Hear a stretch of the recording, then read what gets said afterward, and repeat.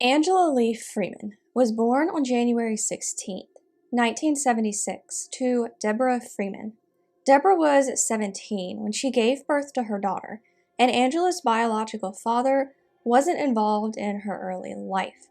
Deborah got married when Angela was 3 and soon had her son Nicholas, but she claimed her new husband was abusive and they divorced relatively quickly. Over a decade later, Deborah would marry a man named Bill Stewart, who she was married to when Angela went missing. Growing up, Angela was fiercely protective of her younger brother and close to other family members as well. She was independent and loved doing her hair and makeup.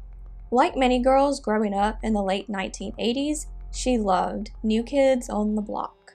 As a teenager, Angela started sneaking out and partying a lot. She dropped out of high school in her sophomore year and started working in fast food to support herself. She planned on getting her GED and eventually becoming a nurse. In mid-1993, Angela had just gotten out of a long-term relationship when she found out she was pregnant. It's not clear if her long-term ex was the father of her child, since she had briefly dated another man right after that. Angela decided to keep her baby and move into an apartment with a friend from work. She told her mom she was sure she was having a girl and that she wanted to name her baby Christina Lynn. By September of 1993, 17-year-old Angela was about 4 months pregnant. On Wednesday, September 8th, she gave her mom money to make a payment on her car. She said she was going to stay with a friend for a few days, the same friend she was planning on moving in with. She told her mom she would see her Friday and left. That was the last time Deborah Freeman would see her daughter. Paula, the friend Angela was staying with, left her apartment briefly the next day. Angela wasn't there when she got back, but she had left a note saying she was going to talk to her ex at Pizza Hut. This is the ex who she had ended a long-term relationship with. Angela said she'd be back around midnight and asked Paula to leave the apartment unlocked so she could get back in. Angela was last seen at the Pizza Hut on Central Avenue in her hometown of Petal, Mississippi, in the early morning hours of Friday, September 10th. Workers saw her arguing with her ex in the parking lot. She left around 1 a.m. Around 6 a.m. on the 10th, Angela's boss called her house, asking where she was since she hadn't shown up for work. Angela's mom called a few people, including Angela's ex, but none of them claimed to have seen her either. Not too long after this, she got a call from Angela's uncle, who said he'd found Angela's car on Mahned Bridge in Perry County, about 20 miles from the Pizza Hut where she was last seen. Another witness would later say he'd seen the car on the bridge with one of the doors wide open. Deborah called the sheriff's office, and she and Angela's uncle met them at the bridge. At first, police thought Angela was a runaway. They asked Deborah if Angela had been partying or drinking, but she didn't think so. Angela was taking her pregnancy seriously, and Deborah didn't think she'd do anything to hurt her unborn child. Still, officers believed Angela would come back in a few days and even let Deborah take her car home with her. But when Angela didn't show up again for work the next day, Deborah knew something was seriously wrong. She examined Angela's car and saw a strange fluid on it, which she contacted police about. They said it was transmission fluid, but they did file a missing persons report for Angela after this. Further investigation would show the fluid was actually blood. Police interviewed everyone associated with Angela and searched the area where her car had been found.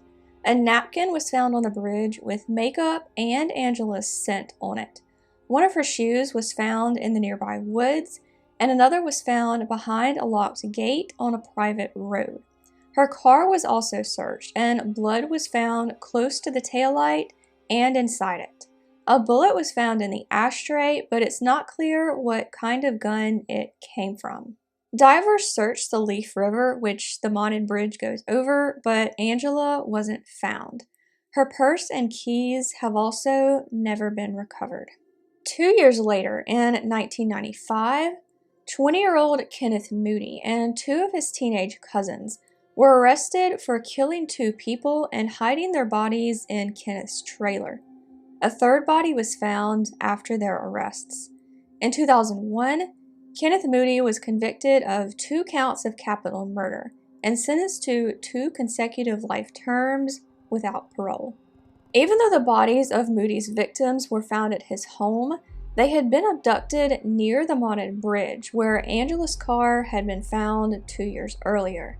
There has been speculation that the murders are related to her disappearance, but no connection has ever been found. In 1999, DNA testing showed that the fluid Deborah found on Angela's car was actually Angela's blood. In 2001, skeletal remains were found along a road in Perry County. DNA testing showed the remains were not Angela's.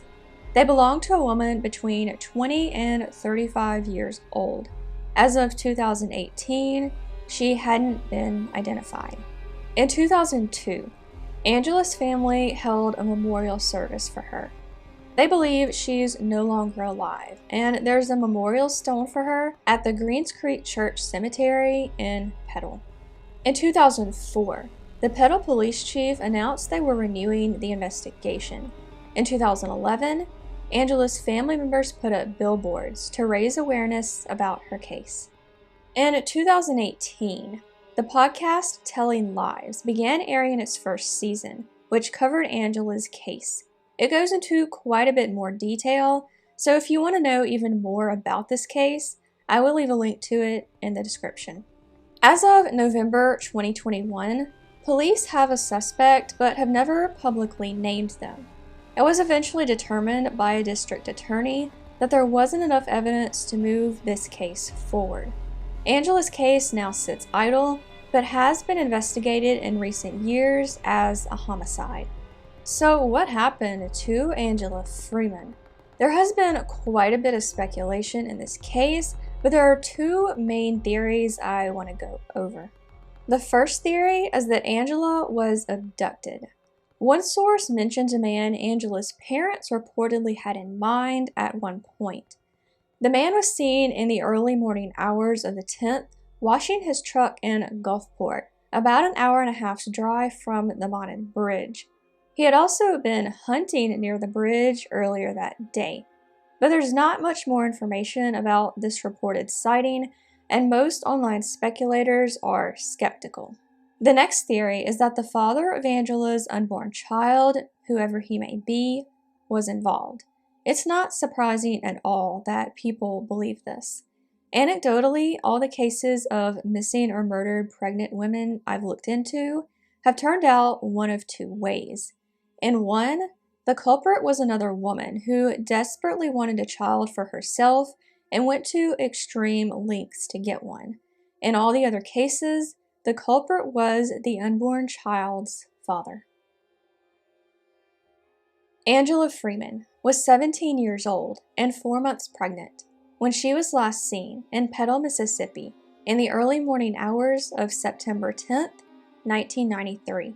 Angela is a white female who was 5 feet 3 inches tall and 108 pounds at the time of her disappearance, with brown hair and blue eyes.